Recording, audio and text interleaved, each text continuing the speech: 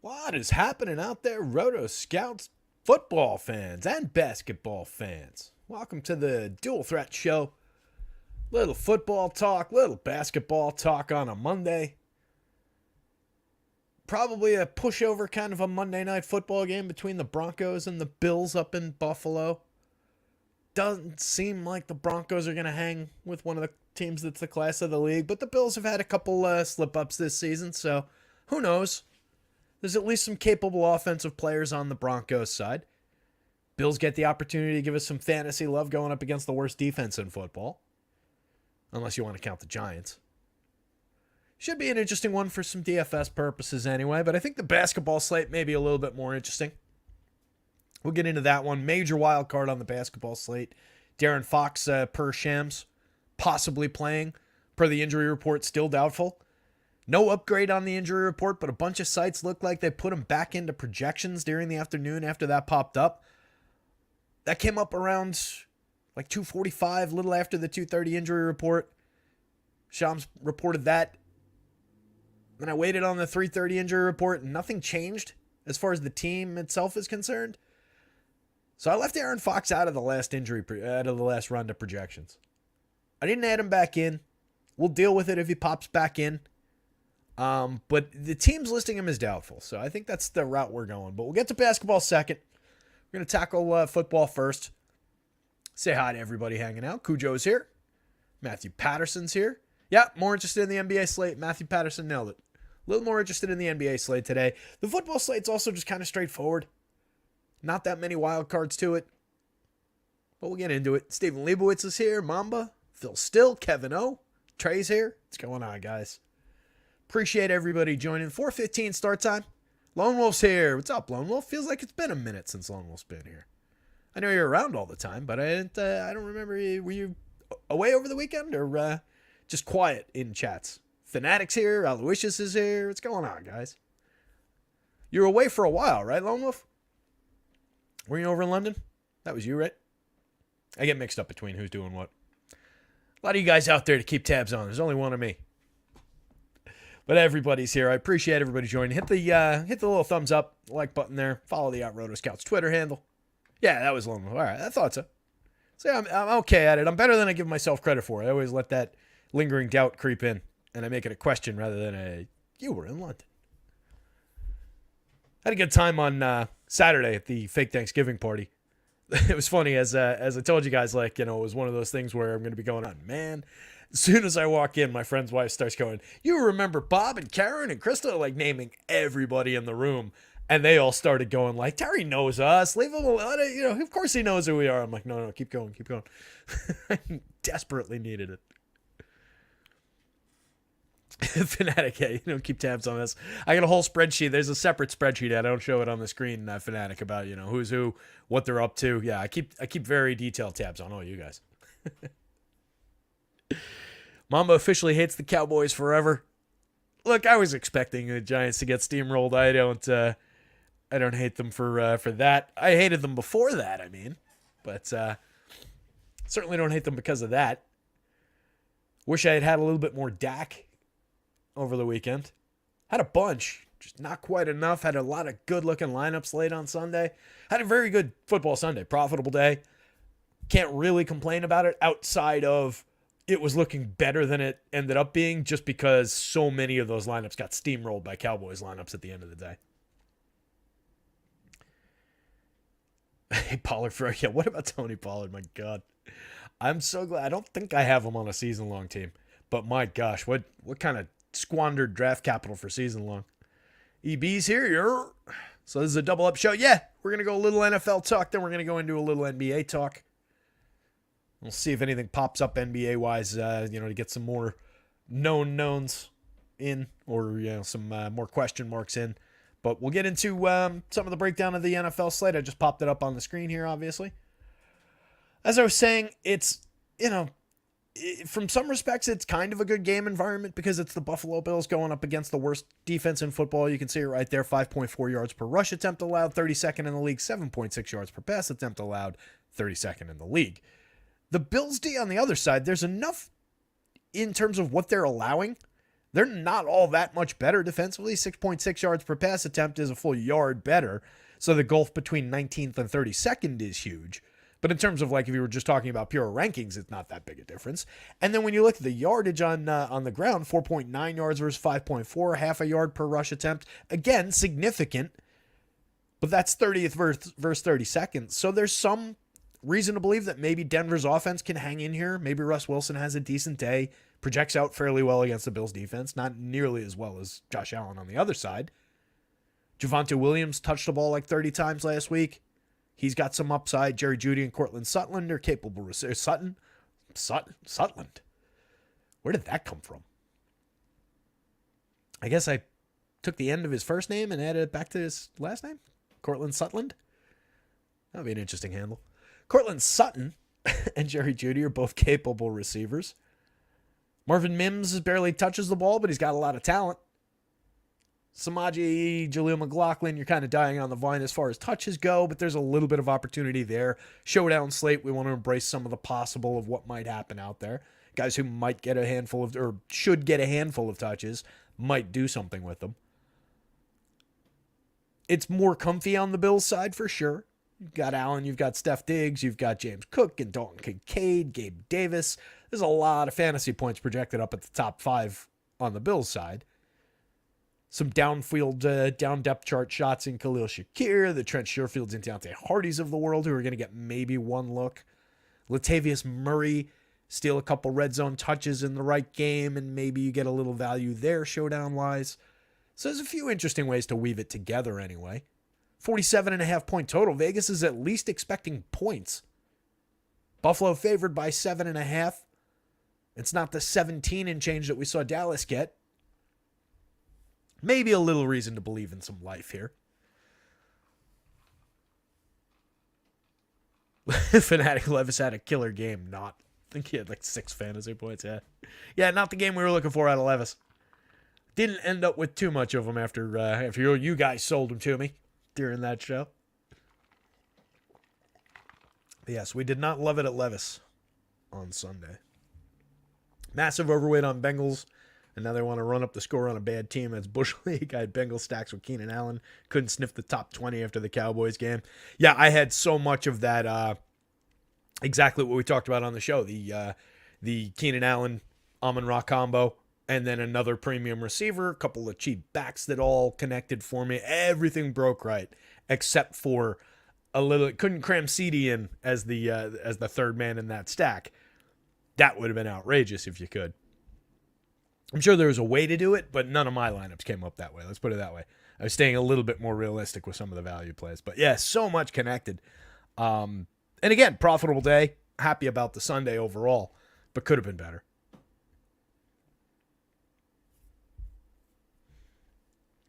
Fanatic says, I don't know if Buffalo keeps playing like they've been, and if we get the Broncos to play KC, Denver could roll them. He likes Denver. If Buffalo comes out as what they're supposed to be, they should get up and run away from this Denver team. But Denver's, again, capable at least on offense with enough of these parts. There are good players here. So, yeah, and going up against Buffalo's, not all that great defense so far, there's reason to at least, have some optimism. Giving up 219 passing yards a game, 10 touchdowns on the season through the air. They do have 29 sacks on the season. They game pressure 26% of the time. It's the idea that Russ is going to be running for his life out there. He's throwing the ball 29 times per game, completing 19 of them, 66%, just over 200 yards a game. He has thrown 16 touchdown passes to 4 interceptions. It's a little bit better than maybe the rumors of his demise overall. 6.9 yards per pass attempt, 7.5 yards per pass attempt on the other side for Josh Allen. He's thrown 18 touchdown passes, a little bit more high risk, high reward type guy. 9 interceptions on the year, 269 yards a game, completing 71% of his 36 passes. Denver's allowing 251 yards through the air. They've given up 16 touchdowns. They only have 17 sacks. They've picked up 7 interceptions in their 8-9 games. 7.6 yards per pass attempt allowed through the air. Again, just the worst statistically pass defense in the league. Josh Allen also has 6 rushing touchdowns on the season, 233 yards total, 5.3 yards per rush attempt. Russ can run too. The totals are similar. 6.5 yards per attempt for Russ. He's actually gaining a yard and change more per attempt. Hasn't run one in yet, but obviously has the skills. Yeah, Steven, a lot of Denver's defense is skewed by a couple really bad weeks. I didn't look up the the week by week nature of what they've done, but we can go like this and see. I mean, there's obviously the 70-point game back at the end of September. Held the Chiefs to 9, which is a great performance. 17 against the Packers, which, it's about average, I would say. Give up 31 to the Jets, which isn't great, given that the Jets are the worst offense in football. 19 to the Chiefs in the other Chiefs game. 28 to the Bears. So, a couple good ones in there, a couple clunkers against bad teams. They've played better against good teams, I'll give them that, or against better competition. They seem to play up to their competition a little bit. Let me fix that view a little here. Forgot we're zoomed out on that one. Yeah, ignore those rankings columns where there's empties, by the way. I forgot to. Those are from Sunday. We'll have to deal with that on the next tab, too. So, obviously, we've got a big difference price-wise between the quarterbacks. I think you want to have shares of either one of them at captain on DraftKings. I think it's easy to put either one of them in the MVP spot on FanDuel. Obviously, you've got Josh Allen as the big guy, most likely guy to put up the highest fantasy score.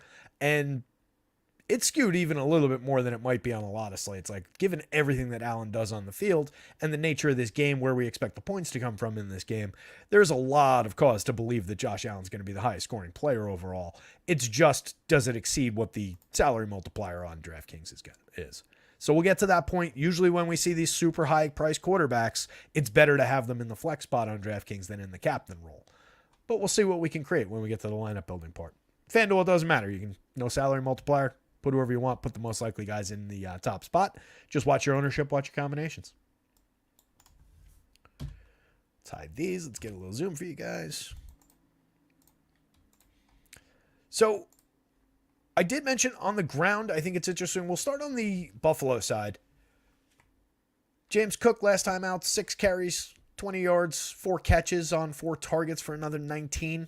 Ran 20 routes, played 30 snaps. Game before that, 45 snaps. Carried the ball 14 times for 67 yards. Had pretty significant chunks of volume in each of those. Latavius Murray carried the ball just twice last time. Gained 4 yards. Caught 1 of 1 passes. Played 25 snaps with the offense. Ran 17 routes. But not a guy they really target that much. Well, Latavius Murray typically gives you his carries in the red zone. He had 4 in week 6. 2 in each of weeks 7 and 8. So there's upside for that. He didn't have any in the game against Cincinnati. Pull this back up here real quick. Oops. That is not the Bills. That's why I couldn't get to it.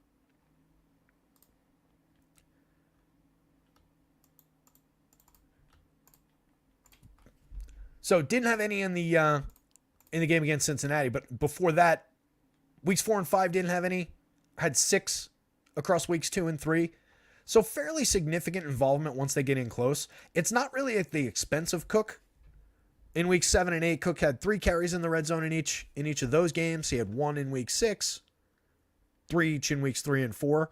So they're both getting touches when they get in close. But that is typically where Latavius Murray's gonna take the ball a little bit, threaten some of the touch upside for James Cook, and have a little bit of an impact on his overall touchdown equity. The price discrepancy is pretty major. 11,000 versus 7,500 on FanDuel. 10,000 versus 1,800 on DraftKings is significant. But Latavius Murray is extremely, extremely touchdown dependent, and he hasn't scored one since week 3. He's got 2 on the season. They both came there. They came in weeks 2 and 3. So it's been kind of a while. He did carry the ball 12 times, gained 45 yards in week 6 against the Giants. The output overall has been pretty limited. Cook has been outside of that clunker in week 9, where this team just kind of was disappointing. Not bad, I would say, in weeks 6, 7, and 8. 14, 13, and 14 carries. between 55 and 71 yards, handful of catches each game, 1 touchdown. It came through the air in week 7. So it's just a matter of not getting in the end zone. It's surprising how little these two backs have gotten into the end zone, given the fact that they're getting a fairly significant amount of touches in the red zone. But you do have to keep in mind also that Josh Allen has run in 6 times. Right? He's thrown the ball 44 times in the red zone, and he's run 6 touchdowns in. So that's going to take some touchdown upside away from the running backs as well. So there is a little bit of pain in that, but I think you can easily go to either of the Bills running backs. The clear guy who's going to get the most touches, or at least it seems like going in on this side of the game, is Javonte Williams. Last time out, 27 carries for 85 yards. Caught another 3 of 3 for 13 yards and a touchdown. 15 carries for 82 the week before that. Caught 3 of 4 for 14 yards, no touchdown. The last 2 weeks has gotten pretty significant touches, and last week touching the ball 30 times is, we're usually looking for 20 plus. 30 is dynamite. He also carried the ball 10 times in the red zone. That's pretty significant. That basically equals the totals of everybody that I was talking about before. So if they're going to do anything approaching that, you definitely want to have some Javonte Williams this week. Going up against a defense that's allowing 114 yards a game on the ground. Less than a touchdown, about 2/3 of a touchdown a week, 4.9 yards per rush attempt. By comparison, 5.4 yards per rush attempt allowed by the Denver D, 150 plus yards a game and a touchdown every week. There is upside for Buffalo running backs. It's just how much touchdown upside is there in a showdown slate where touchdowns are kind of critical. Samaje has gotten 3 carries in the last 3 games. He's run 25 routes. He's been targeted 8 times, and he's caught 7 of them. Has not cracked 50 combined yards, has not been in the end zone, hasn't been in the end zone all season. He's gotten over week 5. He cracked, looks like he cracked 95 yards combined. 6 carries for 22, 4 catches for 73.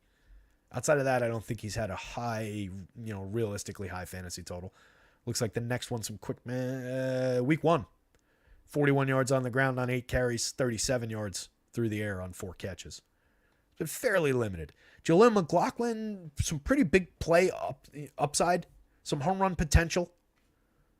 I would probably throw in some shares of him. He's a little bit more expensive than Pirine. 4 carries last week for 33, caught 2 of 2 for 6. 5 carries for 45 the week before that, caught 1 of 2 for 1. But we know he's got that explosive run ability. He's got that breakaway ability. So a few darts, especially if he's going to come in a lower ownership than he should, on a showdown slate, I kind of like the dart play. It's kind of like going to one of the secondary tight ends. It's fairly touchdown dependent again, or at least big play dependent. But he's got that kind of ability. 2,600 on DK is a lot different also than 8,000 on FanDuel. Projects out a little bit differently. But backfield-wise, it's probably strong 1, moderate 2, and then some darts around the rest of these guys. And realistically, you could say that either Samaje or Jaleel McLaughlin could outtouch and outperform Latavius Murray in a lot of, if you roll this 100 times, that probably happens more often than not, I would say. So some interesting mix and match options, and I think one clear-cut, strong go-to. In terms of the receiving core, Stephon Diggs is the obvious name at the top. That said, hasn't been over 100 yards the last 3 weeks. Did have the stretch of 4 straight weeks over 100 yards, though, so we can forgive him a couple of minor downturns. In week 7, 6 catches on 12 targets for 58 yards and a touchdown. 9 catches for 70 on 12 targets in week 8. Didn't score. Week 9 at Cincinnati still performed, again, in a game they were trailing for most of the game. Caught 6 of 7 for 86 yards and a touchdown.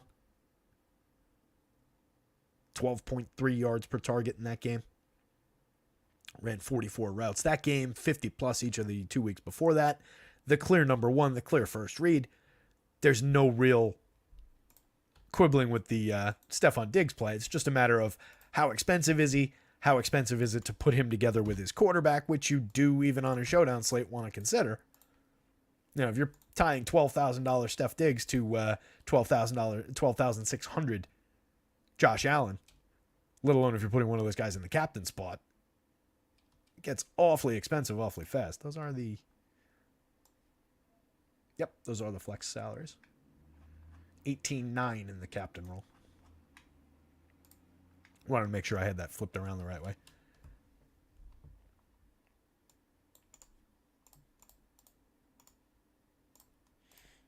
So yeah, these guys are pricey against the DraftKings cap.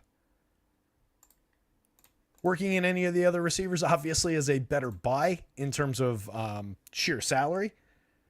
But in terms of the actual upside, the actual on-field potential probability, Stephon Diggs blows these guys off the field in terms of the probability to put up a monster fantasy score. Dalton Kincaid's been really good. He caught 10 passes last week, 10 of 11 for 81 yards. Significant targets the last few weeks. Caught 5 of 7 for 65 yards and a touchdown in week 8 against Tampa. 8 catches for 75 on 8 targets in week 7. So that's 3 straight games, 65 yards or more. 7 targets or more, 5-ish catches, and the other 2 games, significantly more catches. So since he's taken over the primary job with Knox hurt, Kincaid's been a significant weapon in this passing game. They like going to the tight end. He's seen 4 targets in the red zone over the last 3 weeks. 2 in week 8, 1 each in week 7 and week 9. So definitely a strong number 2 option. I would consider Gabe Davis the third man in as far as the passing game from Buffalo. Caught neither of his 2 targets in week 9 at Cincinnati on 41 routes run. But the week before that, in week 8, he caught 9 of 12 for 87 yards and a touchdown. And that's in a week where Kincaid again caught 5 of 7 for 65 and a touchdown, and Diggs caught 9 of 12 for 70 yards. So there's plenty of volume to go around in terms of the top 3 options in the passing game for Buffalo. You can easily go, if you can figure out how to pay for it, Allen plus 2 of these guys and have comfort in, there's going to be enough support even on a showdown slate for that to all come together in the passing game. Down the board, Khalil Shakir. You can obviously get some cheaper options here. Shakir had 4 catches for 57 on 4 targets last week. 6 of 6 the week before that for 92. 4 of 4 the week before that for 35. So he's caught everything thrown to him for the last 3 weeks. 8.8 yards per target, 15.3 yards per target, 14.3 yards per target. Hasn't been in the end zone since week 2, where he scored on 1 opportunity. Khalil Shakir has caught all but 1 of the passes thrown to him this season. That said, it's 3, 4, 5. It's 19 passes, but he's caught 18 of them. It's not a terrible option for 44 if he's going to get a few looks. Talking about a guy with a 8.5 yard ADOT, putting up 11.79 yards per target so far on the season. Just 2 catches a game. But that comes on 2 targets a game, essentially. 2.1 yards per route run. Khalil Shakir's a weapon. Reasonable enough projection for 44. Wish he was a little cheaper on the FanDuel slate. Not doing us any favors there. Sherfield's caught 1 of 9 last week. Went untargeted on 11 routes run the week before that. Caught 1 of 1 the week before that in week 7 where he ran 10 routes. Hasn't been over 15 routes run all season. Hasn't been over 30 snaps. He got 30 snaps in week 3. A limited down depth chart type option. DeAndre Hardy, no catches each of the last 2 weeks, and just 1 target between the 2. Has been targeted just once per game since week 6 and was not targeted in week 8. Hasn't run double digits routes the last 2 weeks. Another guy, just kind of a limited dart throw of an option. Might get on the field for a target. So that gets really thin when you get to that part. I do like to at least have some routes run, some reliability that you're going to get a target. when you winnow the opportunity down to we're just going to throw the ball to you one time, that means he has to do something that one play. Otherwise, you're shot in the foot. I like to get maybe 2 or 3 bites at the apple at least. But he'll be out there. He might get a look for 200, maybe 6,000 on FanDuel. A lot less appealing. Quentin Morris ran 5 routes last week, caught 1 of 1. Sorry, that wasn't last week. That was week 6. Last week he ran 1 route, was out there for 2 snaps with the offense. Reggie Gilliam was out there for no snaps with the offense last week. Ran no routes. In week 8, he was out there for 2, ran 1 route. Pretty irrelevant. Those are guys that I take out of the player pool, I think, at the end of the day.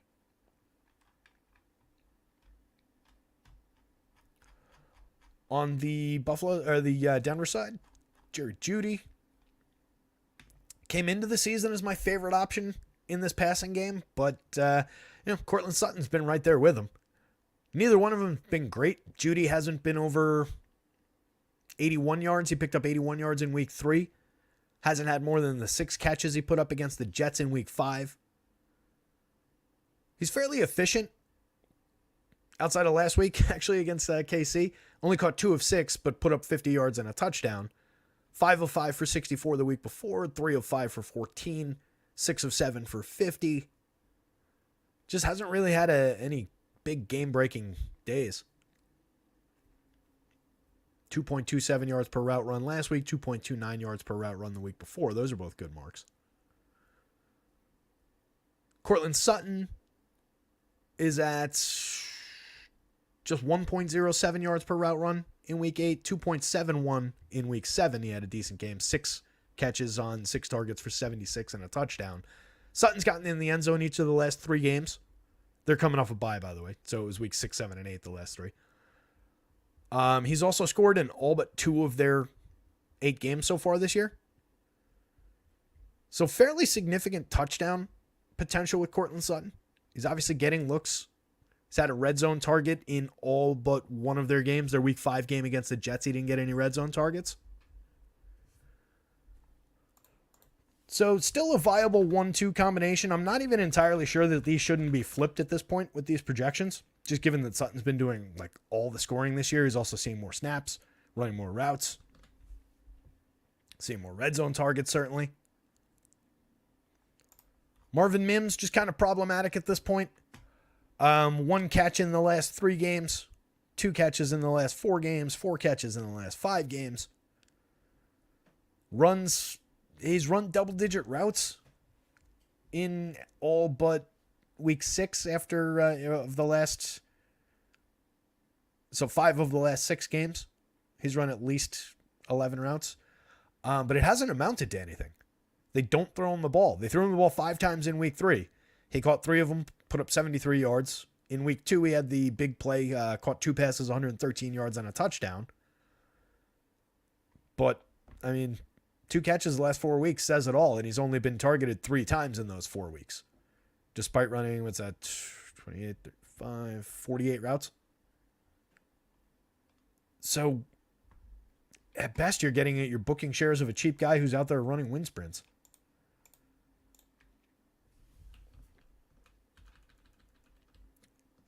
This is how ridiculous his production from those first few games was, is that why does that still look shitty over there? I just saw how it looks on the screen for you guys. It's when I switch tabs to different views, but as I was saying, Mims' output in those couple of big plays was so good that his yards per route run for the season is still 3.10. It's the best mark in this game by almost a full yard. But they just don't throw him the ball. He's got to get Keyshawn advocating for him.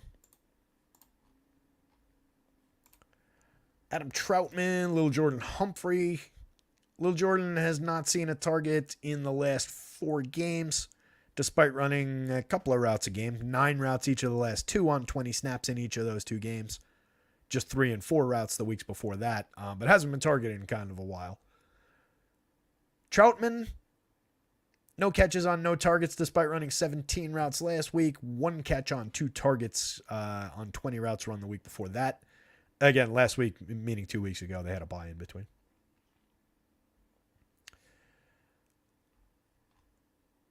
Troutman scored in week 5, caught 4 passes, 4 of 5 for 26 yards and a touchdown that week. Was targeted twice in the red zone that week. Hasn't been targeted in the red zone in the last 3 games. It's pretty thin at the tight end position in Denver. Traquan Smith is with this team. He played 9 snaps. Last time out in week 8, he ran 1 route. He was not targeted. I don't really expect that he's got even this value. I don't know for sure that he's going to be dressing tonight. I do think they re-signed him from the practice squad before the game. But that's a really, really thin option. Keep an eye on projections, whether that one's even there later on. Adkins and Manhurts, neither one of these guys has been targeted. Neither one was targeted last week. Neither one the week before. Oh, no, excuse me. In week 7, Adkins got a target. He caught it for 3 yards. Neither of these guys has more than 2 catches, no touchdowns. Really nothing to speak of here. So Denver's really straightforward. It's these 2 guys in the passing game. A dart throw with Marvin Mims. If they happen to throw him the ball, he might do something good with it. Troutman is extremely thin and probably touchdown dependent. 200 on DK, it makes sense to play some Adam Troutman. 65 on FanDuel, not that great a buy. And then the rest of these guys, really not much there. It's deeper on the Buffalo side for sure. I think it pays to spread out some options on the Buffalo side and hope for the best with some of your downboard options. It's going to be interesting. Let's jump into the old builder here. That wasn't a good lineup. It was just me testing that that I had loaded shit up right. It was duped only once. I threw it together real quick, just like I said, to make sure that I had all the ownership uploading and everything. And then I was like, ooh, duped only once. That's interesting. And then I realized that I had the Broncos in the MVP spot as the defense. Probably not the greatest lineup. Although, how about last night with kickers and defenses dominating? That was a fun one, huh? Can we get like one good primetime? If we had a good primetime game, there's got to have been one, right? I'm just failing memory-wise to conjure what it was, but I'm sure there's been one. But man, I mean, part of it is just that they programmed so much Jets and Giants into the primetime slots this year, but I feel like we've seen the Broncos a few times. The Raiders team that we just saw last night, I think, didn't we just see them play the Giants too? And that was a shitty game. Like, just so many bad games.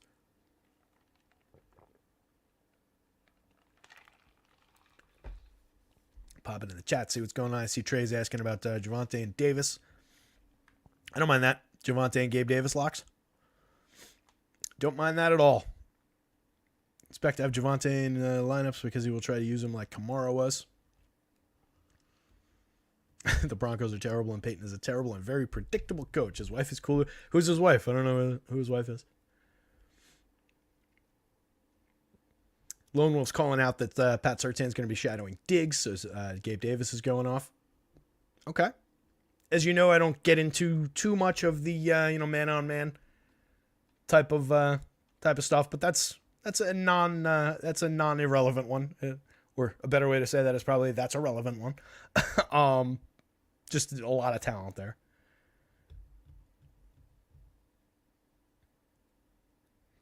Yeah, I haven't run any sims for this slate yet either, but I expect to be filthy with Javonte shares. Let me shrink this down so you guys can see it a little bit better.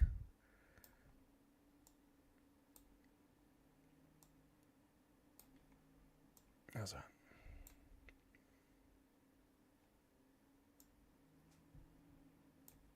All right. So let's just see what it looks like if we wanted to go with a Steph Allen combo. That immediately takes us to 48.50 left per spot. So we're like in this territory.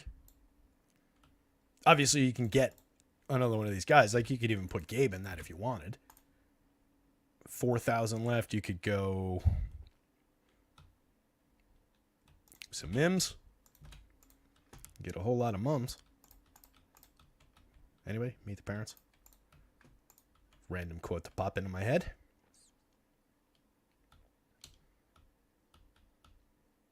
I suppose we could go with the Bills D, and then I got 32, so you go Bills and the Broncos D and hope for a weird low-scoring game in which Stephon Diggs and Josh Allen and Gabe Davis were still optimal. That's probably not going to be great, and it's Stupid DraftKings.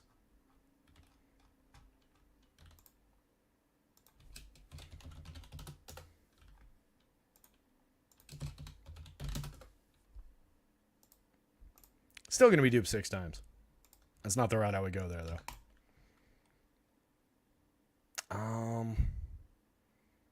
I'd probably do something like Troutman, maybe, and just like try and leave some money on the table and maybe differentiate it that way. But even that, like, then you could take Mims up to something better.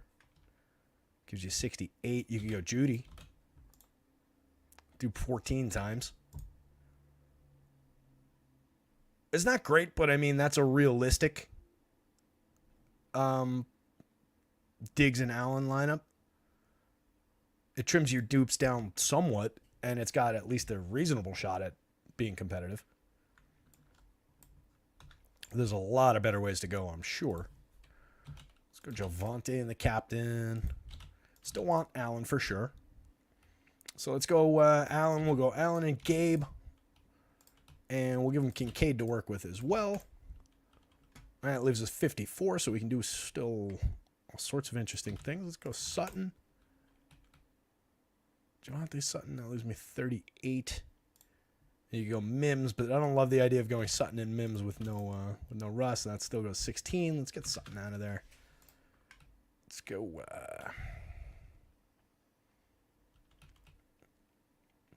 Javonte captain against Bills D might be interesting. 58. Pass.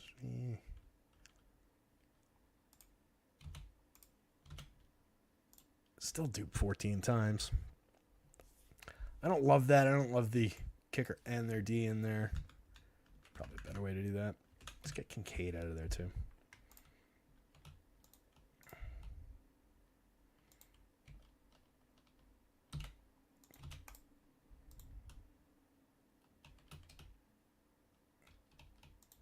Actually, so we've got Allen. Let's go Allen.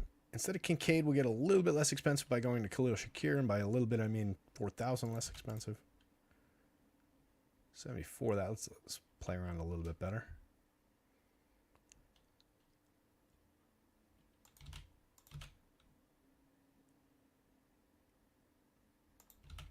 Whoops. Yeah, that's too duped. That was the natural next click.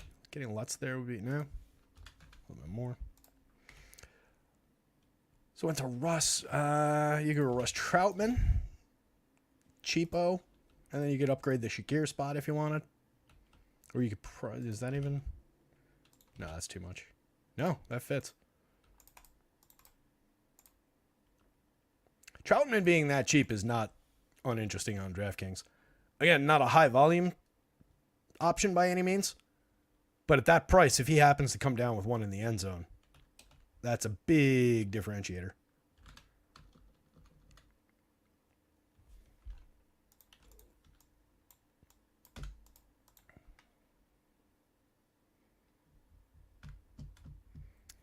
His wife is Beth. He cheated on her with Sky, this model chick who's straight up gold digger but love Beth, man. And I think he should have more to do with the championship than he did. Beth's the one to convince him to hire his D coordinators. Nice. I didn't know anything about that story. Yeah, Steven, that is the one thing that you have to worry about with some of those guys that end up 200 on the DK slate. You're absolutely right, is that there will be a lot of commonality of build and a lot of using him as a lever to get to a lot of those positions. So watch out. That is something to watch out for in the Sims. I don't know what his actual ownership number looks like. But if that gets a little carried away, it could be somewhat deceptive in that it helps you get to those plays, but they're going to be so significantly duped. And he's got a pretty big basement, right? There's a very, very thin staircase up above the ceiling into the attic or whatever. And there's like a big trap door down into the giant basement, if you get me. So that could be a little bit trappy, but it is obviously the most realistic lever into those spots. It's a lot more realistic than like Lil Jordan or any of those guys. If you're going to do that, I would probably go to the Bills side. But even those guys are fairly limited in their targets.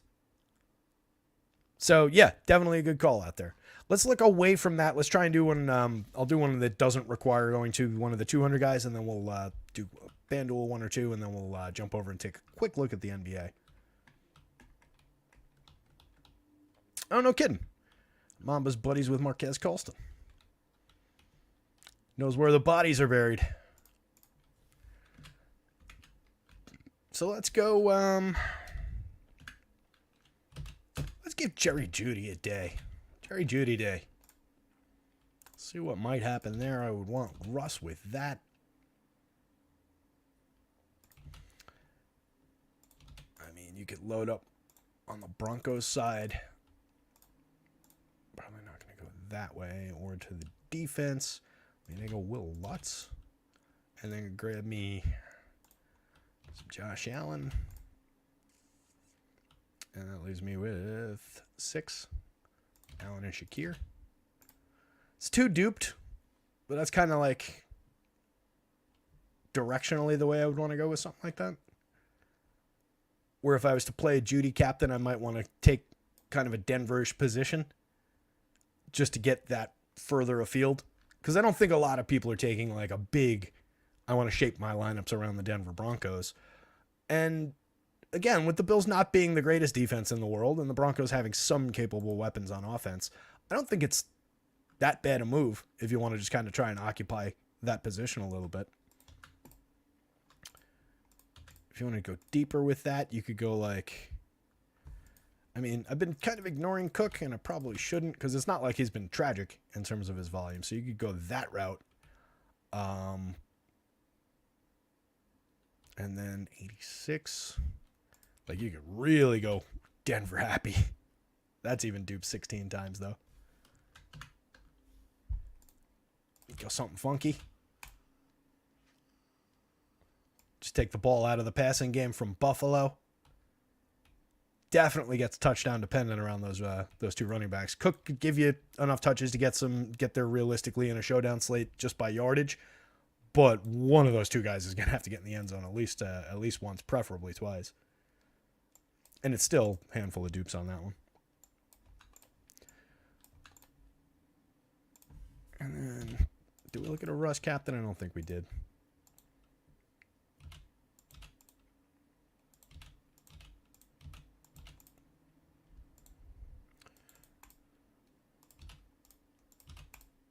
Oh, that's pricey. Forgot he was 10 grand. 39. Nope. Basketball's up next. Beantown. Davis' ceiling is 16 fantasy points, so I'll have to check on air yard percentage to determine if he'll make the lineup. But right now I have him with the same ceiling as Shakir, so rather play Sutton.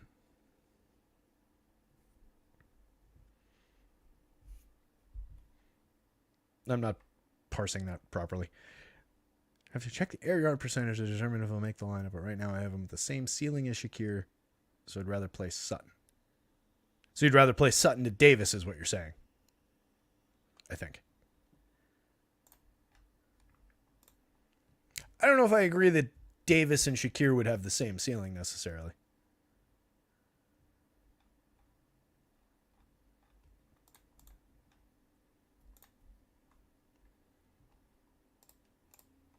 I think these are updated. Air yard, sure. No, this can't be right. That's got to be looking at the wrong column.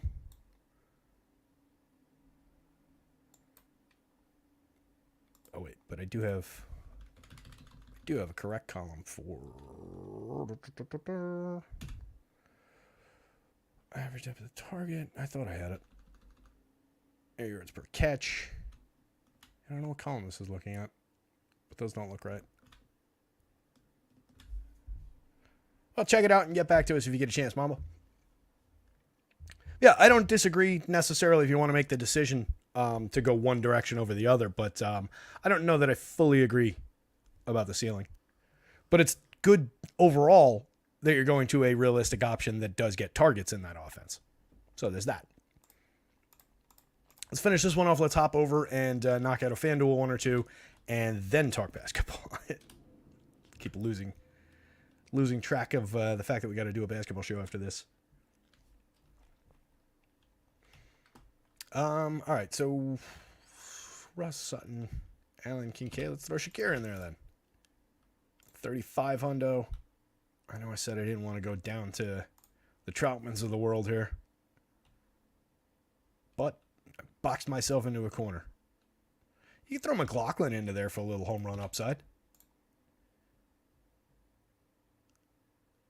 It's not the craziest one in the world. Get away from Shakir. Can I get to, what can I get for 53? Bills defense, probably not a great idea here against Russ. For 52, I can get Tyler Bass in there, though.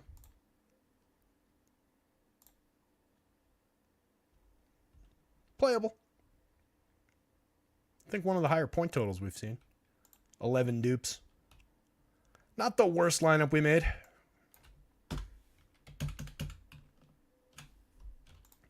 FanDuel, do whatever you want, as usual. Who's low owned? Do I have my other file open? I don't. All right, I'll just go like Cortland Sutton. Whoops. Russ.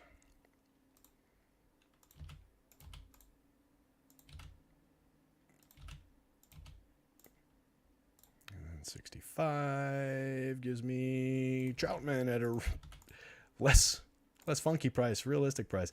Wow, that's actually not bad. For that to be duped so low. Sutton in the MVP spot being that low owned. I forgot to block these out. Ignore those. Those are supposed to be blocked. Because it's not my ownership, for those who don't know. Damn it. But yeah, Sutton being that low owned in the MVP spot on FanDuel is kind of interesting. That's obviously what gets us down to this two dupes. It's probably unrealistic to expect that it would actually be duped just twice. But having it that low as a starting point is fairly compelling.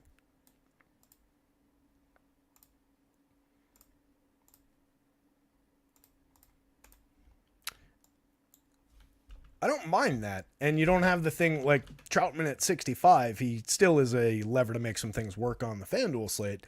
But it's completely different than the 200 price where a lot of people go to it and it's a strong value play. Here it's just like, all right, I guess I go to Troutman because you might get targeted once or twice.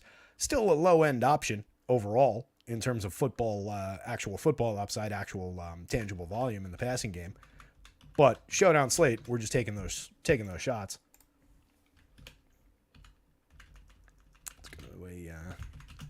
Javonte,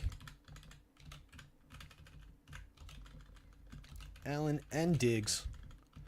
Let's see if we can make this work.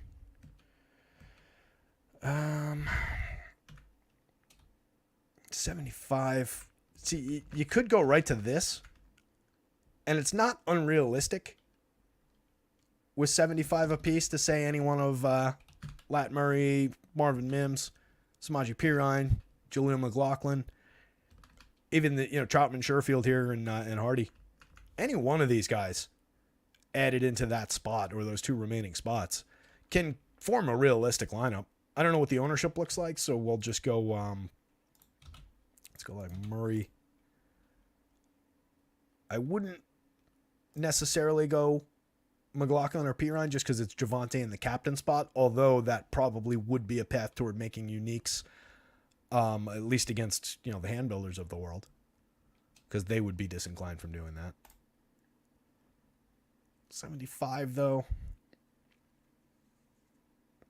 I mean, I don't love Mims just because they never throw him the ball, but that'll get you low. That spends all your salary. If you wanted to go, you definitely, not definitely, but you probably honestly don't want to go Javonte plus both of these guys. That would be the least realistic way to go. You could easily go to like Sherfield or Hardy, though. If you go down board to that, it's easy to be different. That loses 85, so you could take the Denver Daniel Love. You take Shakir in there. 7, I could get back to Samaji instead. So a Surefield in that, it's 4 dupes. If you switch that out to Samaji, it becomes 16. There's a lot of options, though, in those last 2 spots, just starting with that 3-man construction. And that's a pretty damn realistic 3-man construction right there. So if you just want to talk about like a core, as flawed a way that is to talk about a showdown slate, that is a really strong core to build around for this showdown slate. And there are a lot of options down here that fit into that price paradigm. So there's ways to put this together that I don't dislike. And obviously, since the salaries don't change, that works all 3 ways. Allen in the captain spot, Diggs and Javonte. Diggs in the captain spot, Allen and Javonte. That's the nature of the FanDuel game. That really, to me, is the most realistic approach to FanDuel lineups, is those 3 guys as like your primary focuses, but there's obviously tons and tons of other ways to go. Russ is very relevant to this slate. Let's go with like Russ and his kicker and his favorite target, and then the lead running back from the other side, and that leaves us with 12,000, and then you can do whatever you want. You could give Russ his second favorite receiver. That's still pretty highly owned. Give Russ his least favorite receiver. Still fairly highly owned. A lot of ways to go. I think that one, though, with those 3 guys is the most interesting starting point.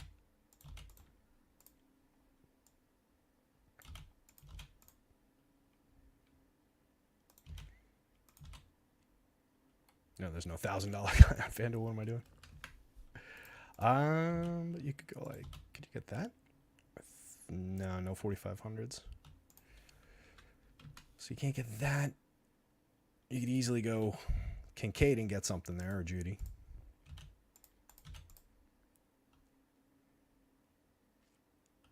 If you leave me 6, I don't love the sub 6 options here. Hardy's probably the most realistic one. That cuts you down to 4, but I don't love the Hardy spot.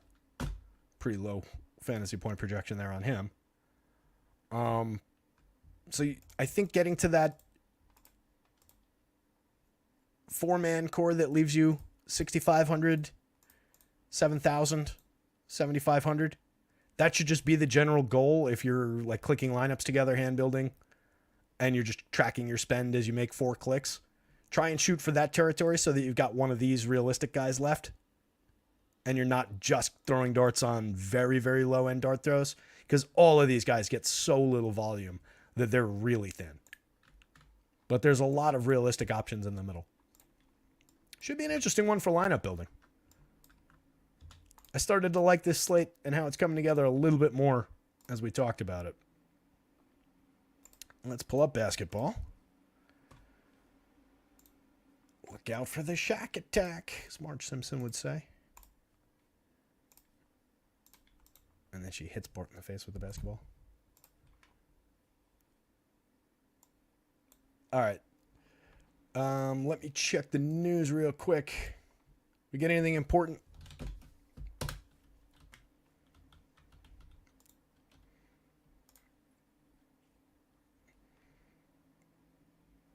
Tuesday.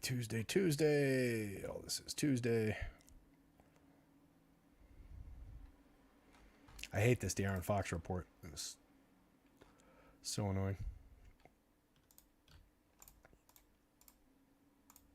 All right, so here's what we're dealing with basketball. 4-game slate.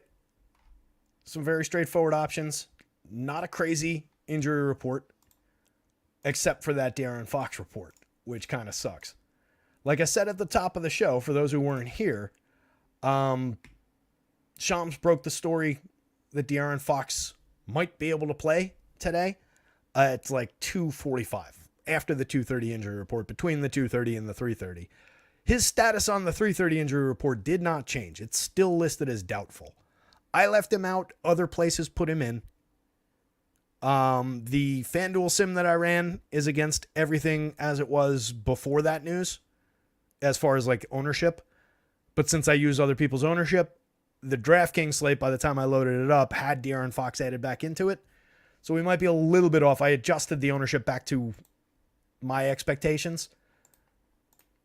But if anything looks funny on DraftKings, that's probably why. Oh, by the way, if you were here for the other day's show when things looked a little bit weird, I figured out what it was. It was my screw up.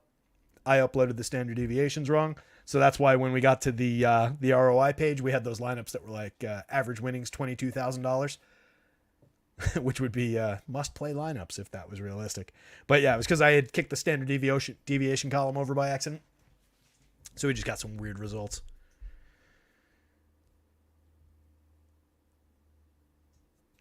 Jody Grant, what's going on, Jody? Jody says, "Hey Terry, I'm Colton's dad over on the site. Usually working, get to hang out and see you in action today. Maybe just a hope, but last couple games, I think Denver has really improved. Could be in line for a Sean Payton-led run." Yeah, I mean, as we looked at, Denver did look a little bit better. Obviously, gave KC a game, held KC to like 19 points in the other game they played them. So they've looked a little bit better than giving up 70 points to Miami. But they had a kind of a clunker against the Jets. That's not a great sign against the team that can't get out of their own way on offense. But yeah, I do think there's hope that at the very worst against this Bills D, that the Broncos offense keeps it going. And that's really all I care about for Showdown. I don't care if the Broncos win this game. I don't care if it's a hard-fought defensive game. If anything, I'm rooting for a wide-open offensive affair. So let's go. Let's load this thing up and get some offense going. And it's a nice high total, 47.5 points. It's a solid total. I think that ties for the highest total that we had all weekend, right? So yeah, I'm not totally uninterested in the football slate tonight. Speaking of which, I do have to... by the way, glad you made it to the show, buddy. Glad you got to hang out and chat with us a little bit. Know you're in Discord all the time. Had not entered my placeholder lineups for either of these contests. 7:30 start for basketball. Let me get some lineups in here real quick. The De'Aaron Fox situation is one to watch for sure. Gary Trent and OG Anunoby, still questionable as of the last time I saw an update. Jay Crowder out, Alex Caruso out, Danilo Gallinari out, Dame Lillard probable. Something about what we're saying for the NBA injury report just got Joker intrigued. Probably me saying out 4 times. He's like, yes, I do want to go out. But outside of that, 4-game slate. It's not going to get crazy overwhelming. But it's a fairly limited injury report as far as the known unknowns right now. Total wild cards, it's the NBA, so we'll get post-lock scratches. Who knows what we'll get. But right now, things look relatively tame. Getting into the nuts and bolts of it real quick. Actually, you know what? These probably changed since the last time I updated this board, so let me go over here. Just talk about the game environments real quick. They were pretty skewed earlier in the day, and they're still pretty skewed. So the late night game, Cavs and Kings, is the only close game on the board in Vegas. It's a 1-point spread in that game. 226-point total. Cavs favored by 1 on the road against Sacramento in the late game. The other games are 3 9-point games. Knicks, 9-point dogs in Boston. Wizards, 9.5-point dogs in Toronto. Bulls, 9.5-point dogs in Milwaukee. 230 points in the Milwaukee game, 229 in the Wizards-Raptors game. Only 222 between the Knicks and the Celtics. We know those two teams can go under in that total. I think game environment-wise, my least favorite is probably that Knicks-Celtics game. But we do have the security of very tight rotations with fairly hefty minutes totals. And in the event that the Knicks keep that game close again, that could be a better source of fantasy scoring than it looks like. So that one's compelling. The idea that we're dealing with the only close game of the night in that late night game is kind of compelling. So I think we can go to that one. And then the 2 games in the middle have pretty decent values, but the 9 points is a little bit scary. You get those Milwaukee Stars lighting up Chicago, especially if Dame plays after being probable, questionable, probable. You might just get a little bit of rest in the fourth quarter if they're up crazy big. Toronto at least gets a pace up spot, so we get some pretty good opportunities around their players. That game vaulted to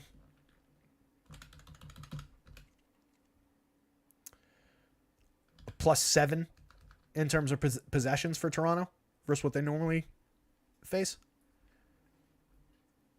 That's by far the highest uptick on the board. New York gets a +3. So, I mean, there's at least the idea of fantasy scoring in each of these games. There's realistic versions of these games where they stay close and stay relevant. All in all, for a 4-game slate, it's not that bad. There's some pretty decent players. It's not a shallow board by any means. So let's get into looking at some of it. And we've got all these guys with zeros on here because I'm an idiot. All right. Come on, Excel. Excel's cooperating with me less than the dog is. On Milwaukee, I threw a handful of minutes in Andre Jackson's direction. There's a little bit of split around the industry between him and that other guy. I gave him each 8 minutes. Some places condensed it. AJ Green. Some places condensed it into just AJ Green. It seems like they want to give Andre Jackson a little bit more time. So I just kind of split the difference. Either way, neither guy comes up as overly playable or interesting, or like at all playable or interesting. But he's not coming up probably because there's a junior on his name, I think, on DraftKings. Let me just ignore those guys up at the top there. Torrey Craig, come on down. Top of the board. 4,000 on the DraftKings slate. 3,900 on FanDuel. Small forward only on FanDuel. Power forward on DraftKings. Landing in top DK lineups 40-ish% of the time. FanDuel lineups 30+% of the time. Looks super relevant with a 31-minute projection.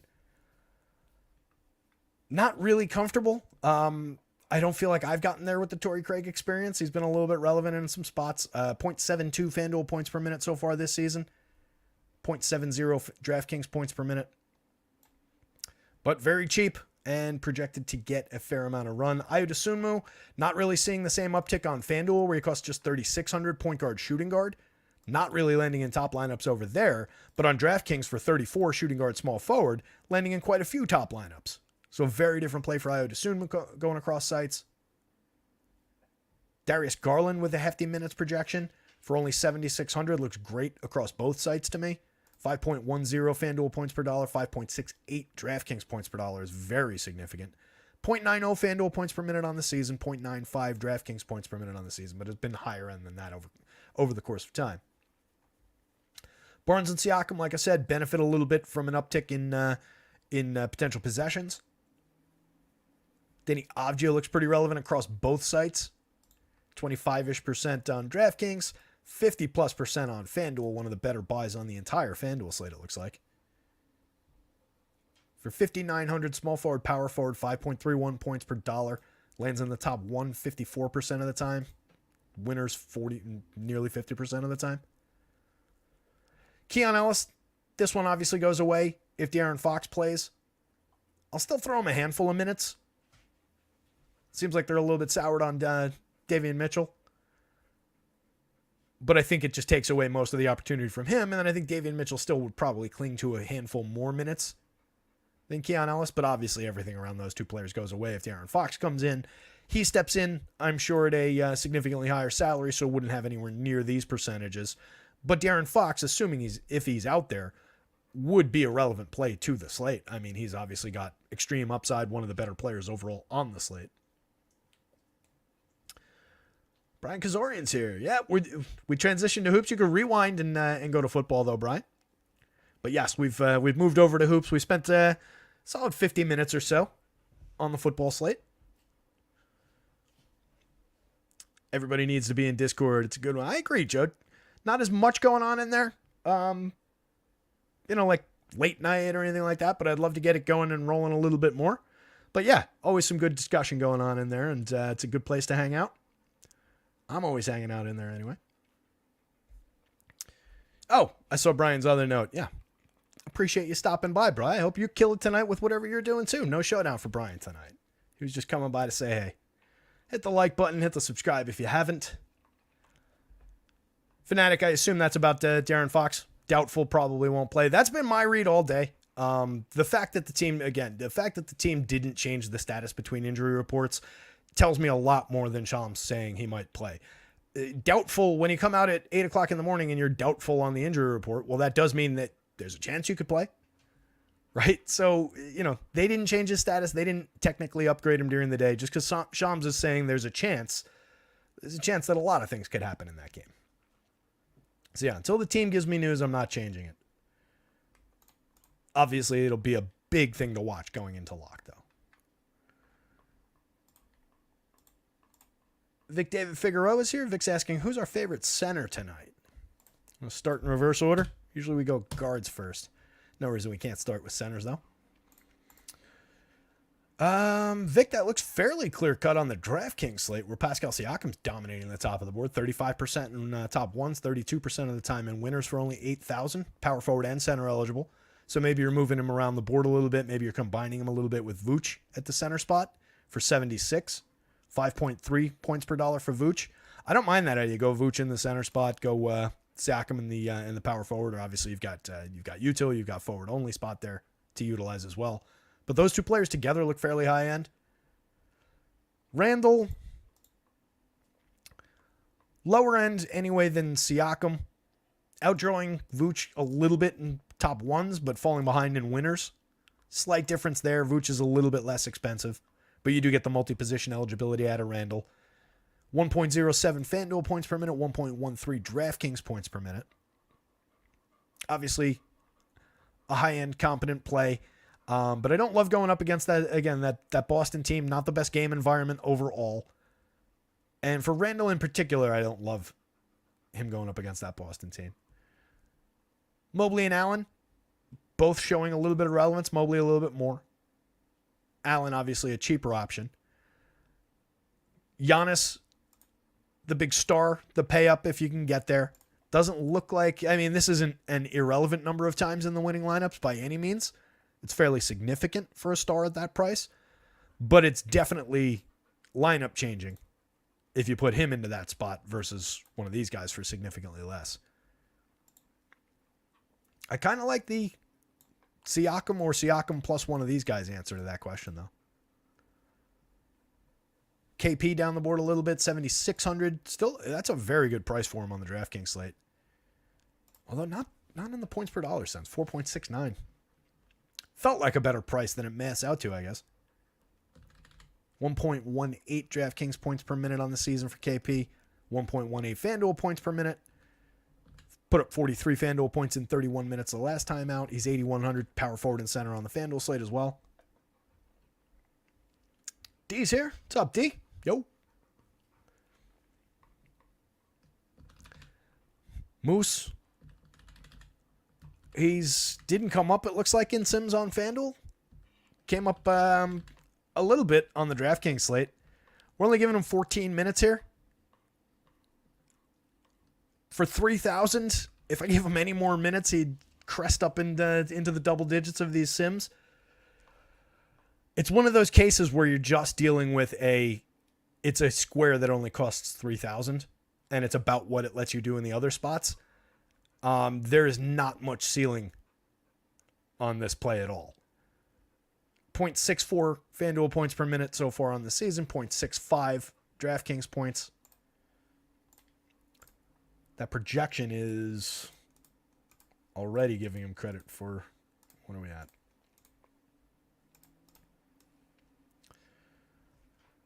That's already giving him an uptick to 0.86 FanDuel points per minute in that projection.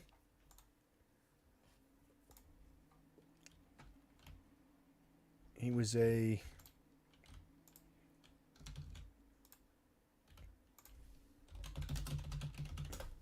see if we can pull him up real quick on the previous rates.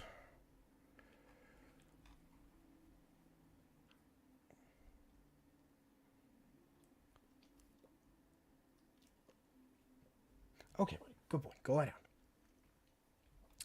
What do you play more? That was, yeah, the OKC number's probably the better one to use from last year.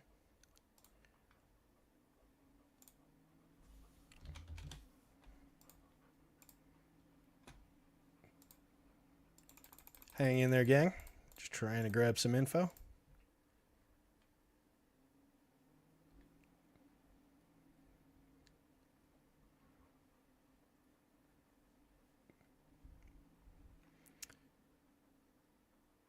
Over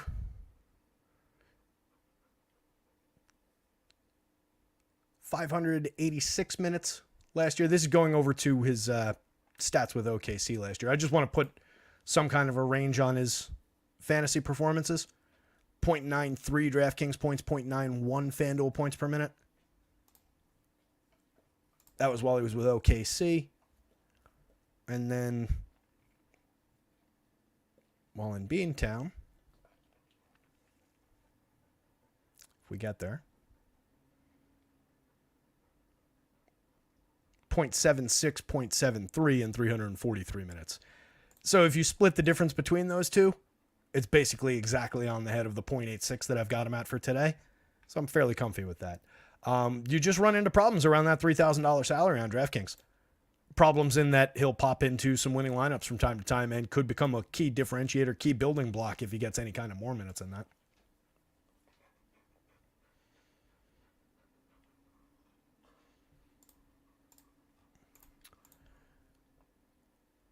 Jakob Poeltl not showing a ton of value on DraftKings, 6,100, 6,000, a little bit better on FanDuel. Only one bite at the apple at center on FanDuel, but he doesn't look bad. Precious is kind of interesting on FanDuel. Power forward and center, I've only got him at 18 minutes, but he's 4,300, 4.47 points per dollar, landing in the top lineups 22% of the time, 18% of winners. That's kind of interesting. For 46 at center only on DraftKings, he's barely clinging to relevance. That price and I imagine the multi-position eligibility on FanDuel has him a little bit relevant. Nobody else really down board at the position on FanDuel. Danny Gafford could always give you a little something for 58. Brook Lopez, 56. You get a good Brolo day. You know, he's not completely dead pre-lock here, but you know, low single digits returns on both sites. In terms of the site-to-site differences, Vooch looks about the same despite the single center requirement. That's probably because Siakam is not eligible at center on FanDuel. Power forward only on FanDuel, he looks pretty good. Basically the same numbers that he's giving you at both. That also, to me, just feeds more into the idea that he's probably coming up more at the power forward on DraftKings as well. Randall's power forward only on the FanDuel slate.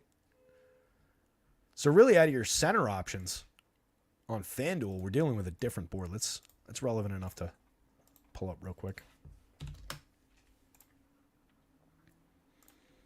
Different looking slate. Sabonis is really relevant on FanDuel. A lot less so on DraftKings despite a 50-point projection. Another big ticket item. He probably cools a little bit in that projection too if De'Aaron Fox plays. Usage come down. The assist rate will come down a little bit. The points per dollar is still strong though. There's no reason not to go to Domantas Sabonis. But definitely looks more relevant on FanDuel. Center and power forward over there. So you get Precious as a value play. Sabonis is a pay-up play on FanDuel.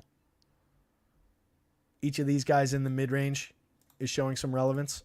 It's not really all that clear-cut. Obviously, there's a lot of multi-position, so you can play a lot of these guys together. But a lot of days we see a lot more straightforward FanDuel center positioning, where it's like, all right, these two guys are the guys, and then these other guys are minor options. Today, with only 4 games on the slate, this is kind of a could go any direction with all these guys looking, 20s. Interesting FanDuel slate around the center spot. Oops. Let's continue going backward. We'll go to forward. O'Shea Brissett not coming up as relevant on either site. Just ignore him. I don't know why he's sorted to the top of the board there. Torrey Craig we talked about already.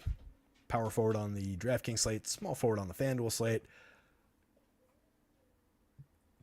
I assume he's going to be highly owned, but just looking like good chalk right now, which is unfortunate because, in 19.6 minutes last time out, he gave a 6.9 FanDuel points. He's very capable of that kind of a game.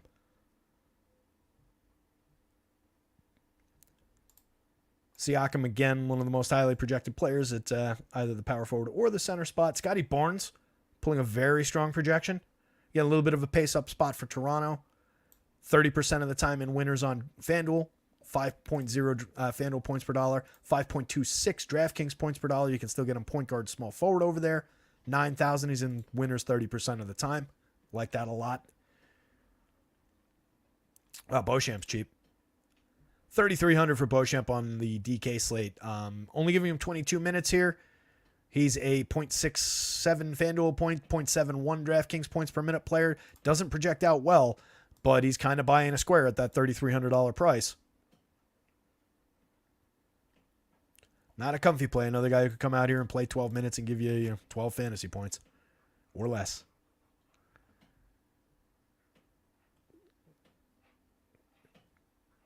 Denny looks super relevant on FanDuel. Less so on DraftKings. 25% of the time. Not irrelevant by any stretch of the imagination on DraftKings. But 50+% of the time on the FanDuel slate. Yowza. All right, Joker, please. Kubalev got right at his fantasy points per minute production so far from the season with a 25-minute projections, 0.73 FanDuel points per minute on the season. I have him slightly higher than he looks like he's projected elsewhere. That said, they lose a sixth of a 0.6 of a possession in this spot, so it's a pace-up game for Toronto, not for Washington. So you don't necessarily look that route. He's right here. But he's at those rates 12% of the time in top lineups. So definitely relevant. That was for Vic, who asked. Trey's taking off. Trey's got class. See you, Trey. Trey's got class, and he's got to go learn something. Mamba, top play from the slate overall. I'll get back to you. You want to undo the positions and just look top play like overall on the slate? I mean, you like Tatum, huh? Tatum's right here. Looks better on DraftKings. 12% of the time in winners. 4%, low single digits on FanDuel for 10-6. Getting pricey on FanDuel. 1.31 fantasy point per minute player. Don't love this Knicks Celtics game overall. Grindy, slowish kind of a pace. Celtics lose about a possession. I don't know that my favorite play for the slate would come out of that game. I never have issues with going to Jason Tatum, though, just in a vacuum. But unfortunately, none of this exists in a vacuum, obviously. It's easy to just say Giannis when he's coming up in somewhat relevant terms as far as the Sims go, and probably the best overall raw scorer on the slate. In terms of just like our pure raw projections, Giannis at the top, Sabo, then Tatum. I tell you, I do like the Scotty Barnes option. For 9,000, in terms of our points per dollar scores, 1.38 FanDuel points, 1.37 DraftKings points, or points per minute rather. And then combined with the points per dollar of it, like look here, 5 points per dollar, 5.26 points per dollar. And look at all the points per minute marks. All right, so these guys at the top of the board, points per minute wise, he's got the best points per dollar marks. Projected right there with those guys for a little bit less. Coming up in 30% of winners on FanDuel, a little over 30% on DraftKings. Kind of like the Scotty Barnes option. Never an issue with going to Donovan Mitchell. Darius Garland obviously projects out great in that same offense as well. Potential for a little bit of cannibalization between those two. We'll see how it works out over time, but they both project out well. They both project out well from a points per dollar sense and come up strongly in Sims. Garland is probably the stronger option of the two for 76, 72 across sites. Landing in lineups a little bit more frequently than Mitchell for a little bit more.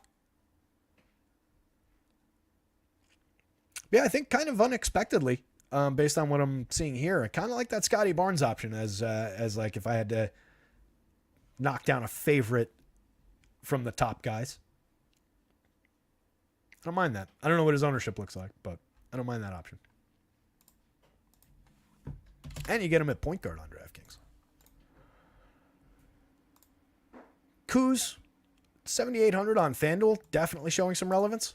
5 points per dollar, 1.31 points per minute, put up 47.8 in 31.3 minutes last time out. 10% of the time, 11% of the time for 8,300. A lot less relevant on DraftKings at a higher salary against the lower cap. Still a good play, still a good raw scoring play, but a way better DFS play, a way better points per dollar, way better sim results play on the FanDuel slate. The forward positions give you a lot of strong points per dollar guys, a lot of solid projections into the 30s. It's a good mid-range at the forward spot. The RJ Barretts of the world, DeMar DeRozan, Jaylen Brown, Kristaps Porzingis, Zach LaVine, Kuzma. Then you get into like the value. Karis LeVert can join that crowd. Then you get into some of like the more value-oriented guys. But it's a deep position. There's a lot of ways you could go here. Value-wise, again, Torrey Craig showing a ton in terms of points per dollar, sim results. Io on DraftKings. Beauchamp on DraftKings. Neither of those guys at all relevant to the FanDuel slate. Not so far, anyway. 37, who's this? Pat Connaughton? Not bad marks. 3,700 for Pat Connaughton on DraftKings. That's pretty cheap. Buying 24 minutes of Pat Connaughton for that price, I don't dislike that. Only 0.59 DraftKings points per minute so far this season. Isn't great, but he's been better than that. What's his...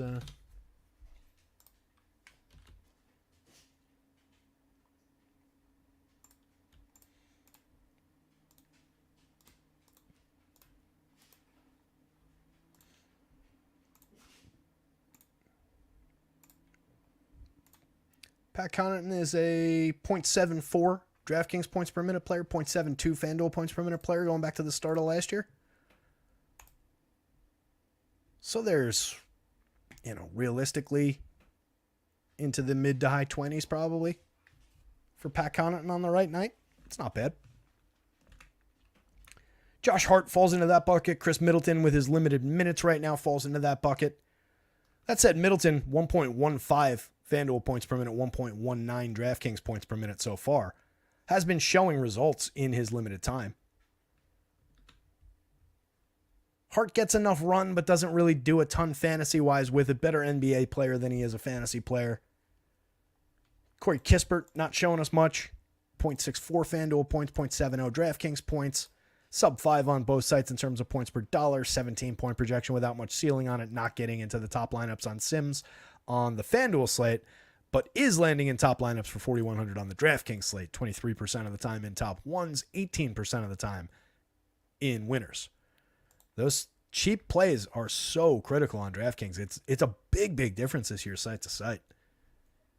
A lot more friendly to put together a lot of mid-type guys on FanDuel, where DraftKings has really been demanding with some of these scrubs.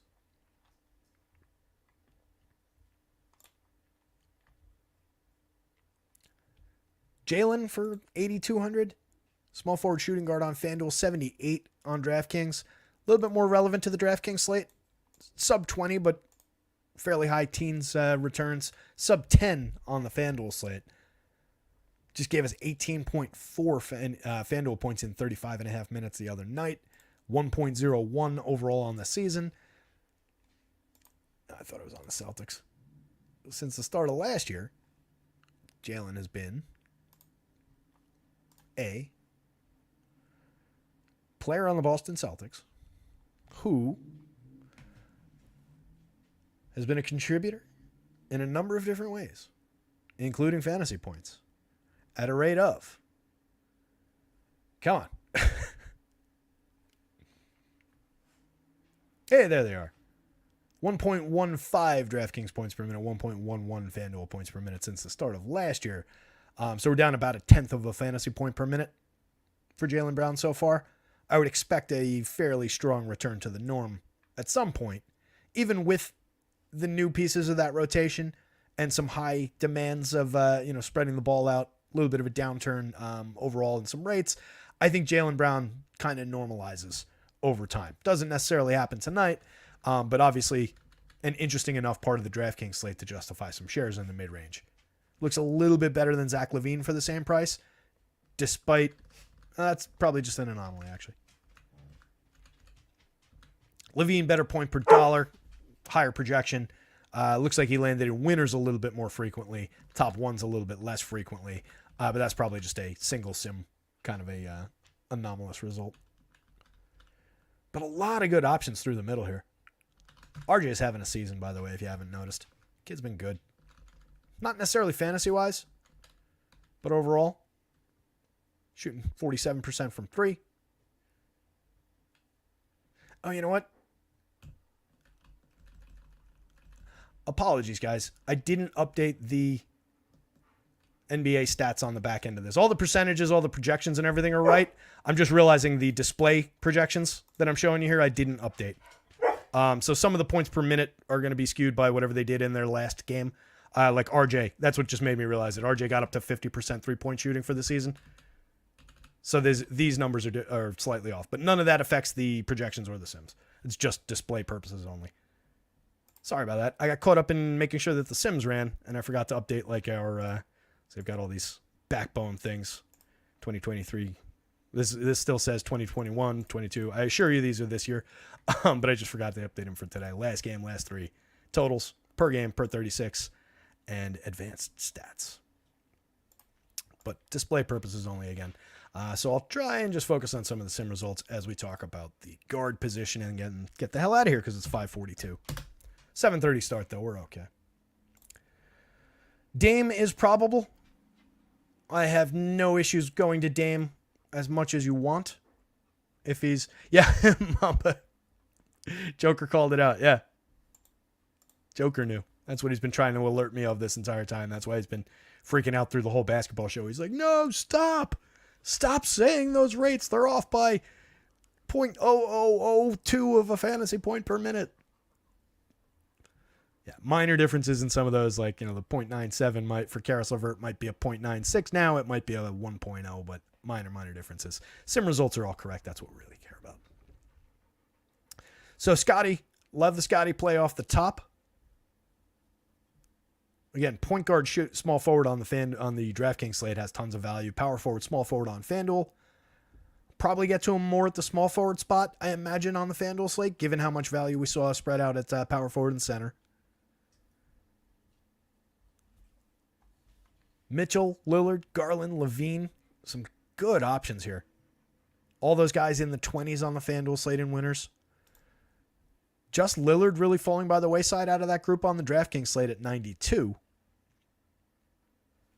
A little bit better points per dollar returns from Darius Garland, from Zach LaVine, from Donovan Mitchell. Little bit slightly lower. It's a minor difference. 4.8 DraftKings points per dollar versus 5.06. But it becomes a big difference when we get to those sim results. That's a critical difference there.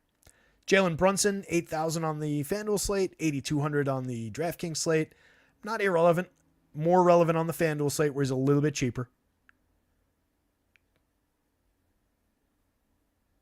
Jalen, we talked about. Drew Holiday, 0.96 FanDuel points per minute so far, or thereabouts. Landing in top lineups 18% of the time on FanDuel, 20-ish% of the time on DraftKings. Plenty of relevance. I kind of like him a little better on DraftKings where you can flex him between the point guard and the shooting guard position rather than just lock him in a point guard on FanDuel. Just because I've also got Lillard and Garland that I want at point guard. I've got Jalen at point guard. I've got Schroeder for whatever he's worth at point guard only.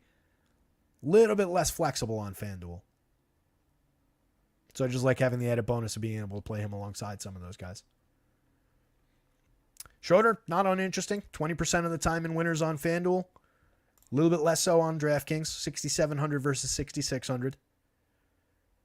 Kevin Huerter, Malik Monk showing some value. 5,800, 5,900. Both key components on the FanDuel slate. A lot less so on DraftKings for 59 and 6,000. Both would probably be a little bit diminished by a De'Aaron Fox return as well. Jordan Poole, 13.9 FanDuel points in 20.4 minutes the other day. But if he had gotten his usual additional 10 minutes or 9 minutes, this could have crested up to who knows how high. He's just that kind of player. 1.04-ish FanDuel points per minute on the season, 1.06-ish DraftKings points per minute. A capable enough fantasy scorer, but not somebody that anybody's really running out to roster. If he's low owned, I think the probabilities speak for themselves on FanDuel. A lot less so on DraftKings. But he's going to land in some lineups for me on FanDuel for sure. Gary Trent, fairly relevant to the FanDuel slate. Not bad on DraftKings either. 17.25% of the time in top ones, nearly 20% of the time in winners. Only 0.65 DraftKings points per minute, but a $4,800 option point guard shooting guard. $4,300 shooting guard on the FanDuel slate. 5.66 points per dollar. Keon, again, if no De'Aaron Fox, this is a play that everybody liked when we woke up this morning. So hopefully, the De'Aaron Fox news clouds things, then he doesn't play, then maybe people don't necessarily get back to Keon Ellis, in which case you've got a pretty good value play there. Leaving things alone, not changing things out for De'Aaron Fox after that news changed. Keon Ellis was coming up 40% of the time in winners on FanDuel. At 3,900 on DraftKings, coming up 22% of the time. That was with a 26-minute projection. Talked about most of these guys down board. Devin Mitchell at 24 minutes was a little bit less relevant. A little bit of clinging to a little life on DraftKings, but not a strong projection, not a strong performer. And seems like they want to give the job to Keon. OG looks playable if he goes. Double digits on both sites in terms of sim returns. Not a critical component of the slate on either site, but a playable guy, a mix and match option. A lot of these guys look that way. Well, I clicked on the wrong two guys as far as FanDuel goes because these two guys are in 40% of winners. But a lot of the Drews, the Schroders, the OGs, Jordan Poole, Derek White, Karis LeVert, a lot of those guys, especially on DraftKings. A lot of sames through the middle here. And then you get back into value. So it looks like on DK, we're dealing with a guard spot that is kind of Starsy Scrubsy. More balanced through the middle at forward and then more Starsy Scrubsy at the center spot. Where FanDuel looks a little bit more balanced across the board again. As I always try and put a disclaimer on that, like we are not deciding that before we build lineups. You don't want to look at a slate and just say, I'm going to build balanced lineups today. I'm going to go Stars Scrubs today. It's dictated by the results. It's dictated by the math. It's a descriptive thing. It's not a decide this, then build. It's a, oh, look, that was how they came out kind of a thing. What's up, Jake? Jake sneaking into the back of the class like we wouldn't notice.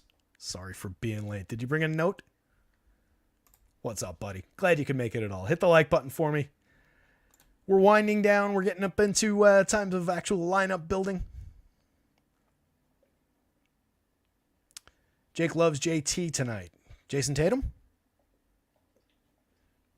You and Mamba both love Jason Tatum.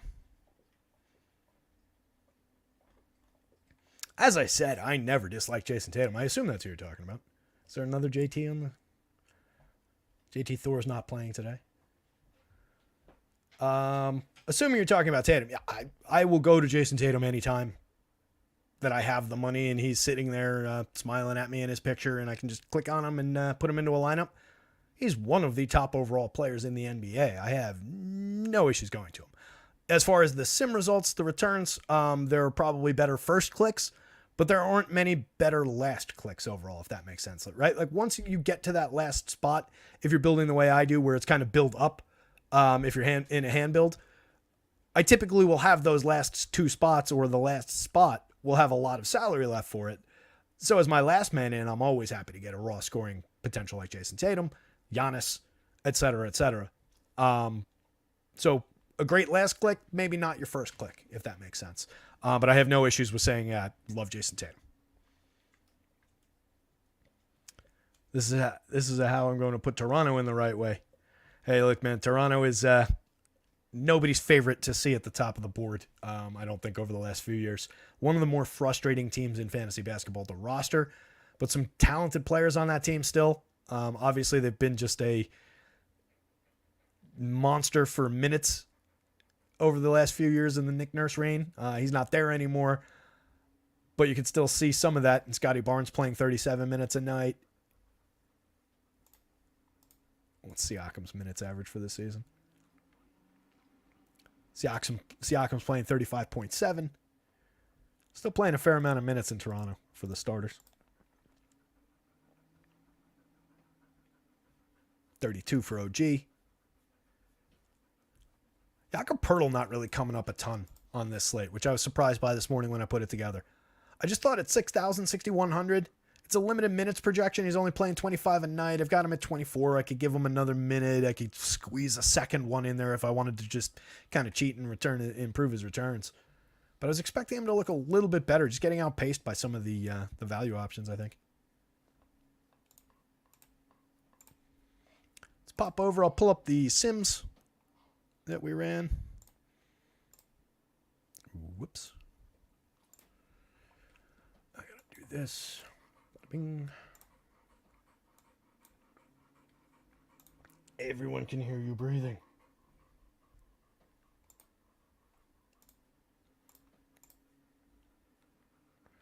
And we'll try and get this looking a little cleaner.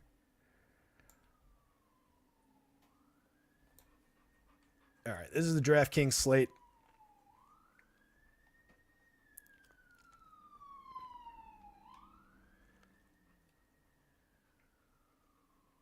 Some ugly looking lineups. Yeah, there's Jakob Poeltl in the top lineup right after we mentioned him. Man, these top few were like not star free because, Garland, Scotty Barnes, Kuzma. That's a little bit more balanced, actually, I guess is what it is, than what I was just saying. Garland, Io, Scotty, Kuz, Poeltl, Herter, Craig, and Jarrett Allen.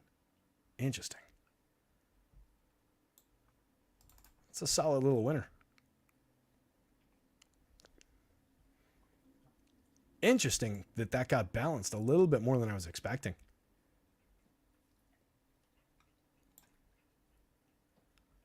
Garland, Levine, Siakam, Allen, Monk, and Mobley. Yeah, these took a different tack than it seemed like they would, than what they would have come up at the top when we were looking at those results.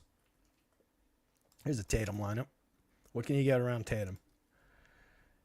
Trent is fine. Beauchamp I don't love. Torrey Craig is a piece of value. Jared Allen's fine. Kevin Huerter's fine. Scotty Barnes I like a lot. Darius Garland I like a little bit. Giannis lineup also has Sabonis. That one's Starsy Scrubsy. Garland, Giannis, and Sabonis with Trent, Connaughton, Gafford, Beauchamp, and Torrey Craig. That's the more kind of lineup I was expecting to see up here. That one is fairly Starsy Scrubsy. I don't dislike it. It's hitting the board 0.29% probability to win, 8.26% of the time top ones. Cash probability is lower than you'd think. If you're just looking at cash, still a lot of the same top ones. But we're looking at these. We're always looking at top ones, winners, and the ROI. A lot of Scotty Barnes on this board. A lot of Pascal Siakam. Again, it's all about how you project it. It's all about what these games look like on this side of lock. But the way we're seeing it right now, kind of like that, unfortunately. Kind of liking the way that Toronto's coming up. Scotty over here. Scotty over here. Scotty doesn't know. Doesn't know how much we love him on this slate. Pascal Siakam in a bunch of these. Way too much Torrey Craig for comfort on the DraftKings slate. But yeah, these came up a little bit more balanced outside of that one. A lot of Garland, too. A lot of Darius Garland. Might have him a little high. Where am I at on Garland? Let's see. That's why I like looking through these too. It's sometimes you spot things like, well, maybe I'm a little high. Let's see. I mean, I'm always a little high. But maybe I'm a little high on Darius Garland enthusiasm. Little bit minor pace up spot for them. Solid Vegas total, solid game environment. Potentially keep it close. If I take that away from him, he drops to that. There's like a realistic 2-point swing between where I've got him and where he could be. But I kind of like the high side.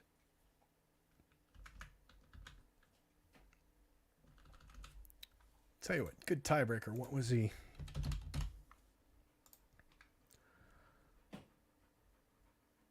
One last look over on addmorefunds.com /NBA/Wowie.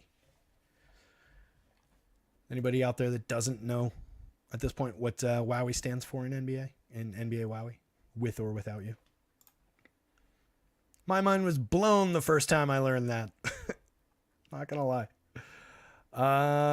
Darius Garland's in 2,600 minutes from the start of last year to now, 1.08 DraftKings points per minute, 1.04 FanDuel points per minute. I've got him at a little higher than that. I've got him at 1.11 for this one, with a little bit of a pace-up environment. I could take a point away from him. If I took one fantasy point away from him, it would put him exactly at what he's been over the last year. And given that it's minorly pace up, I think I'm going to leave him. But he's coming up a lot. If I leave him, he becomes kind of a linchpin. This is where the judgment comes in. Mama says, when I win this slate, we're going to set up shop in the Bronx. Sounds like a plan to me.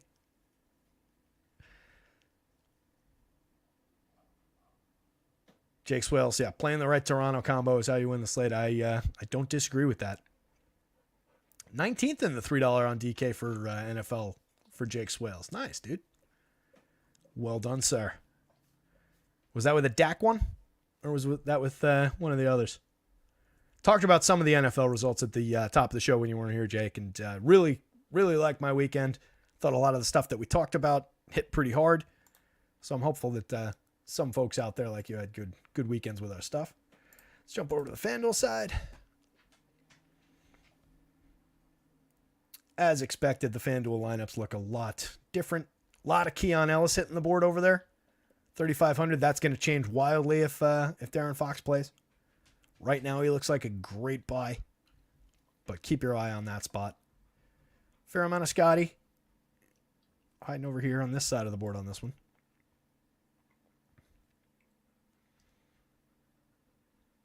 Vooch, Sabonis, a little bit of Pirtle. A lot of dominance of Vooch and Sabonis through the center spot, though. Couple of Giannis shares. Good amount of Sabonis when you include the power forward.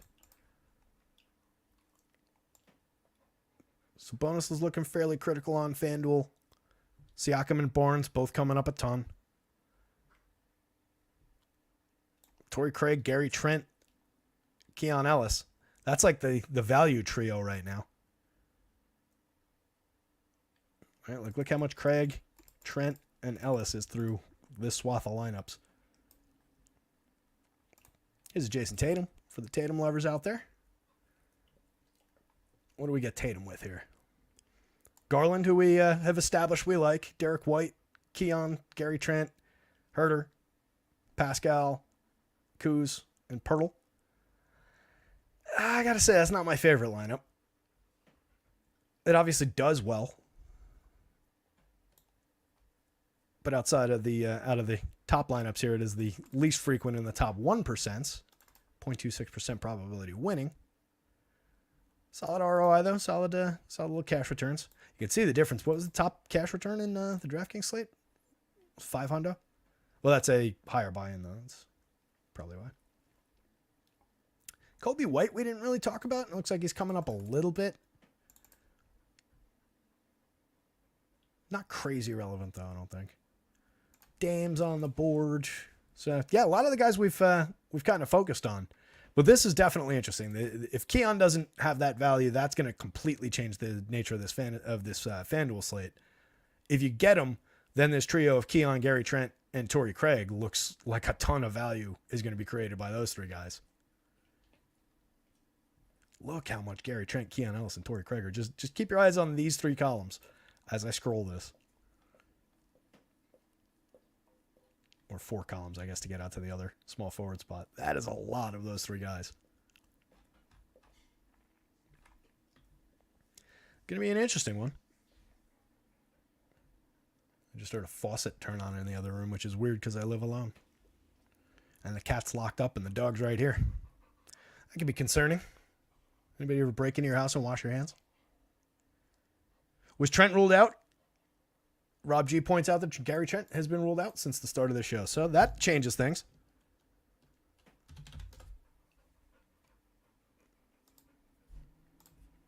Let's pull up news. Gary Trent was ruled out 14 minutes ago. OG is also out. All right. Darren Fox now officially up to questionable too. So that's a change. So we got our work cut out for us as we flip off of the show and on to updating projections in the next couple of minutes. Just real quick. Let's think. So what does that mean? That means we're probably going to see more Grady Dick again. That means we're probably going to see...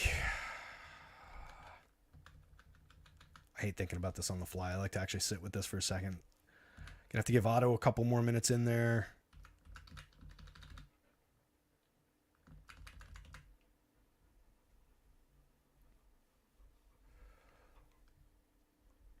I don't know that anybody joins the rotation who's not projected for a couple of minutes at least, but we'll just spread those minutes out probably because I had a bunch of guys in for a handful of minutes in the morning projections, just because that's how they've been rolling the last couple of games. So that'll probably be a concentrating factor, but obviously it's going to take one of those value plays off the board, and then if Fox is trending toward playing now, that takes the other one with Keon off the board. So that's going to get tight. That'll be interesting.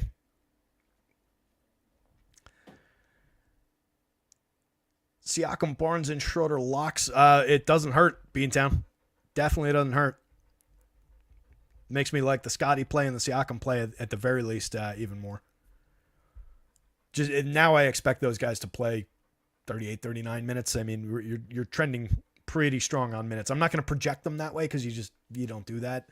But they were already projected for 36 and 35 minutes. So maybe they get 37 and 36. I might give them a little bit more. But just overall in a what's going to actually happen out there versus what I'm, kind of median projection wise shooting for here. Yes, I definitely think there's a concentration of value around those guys.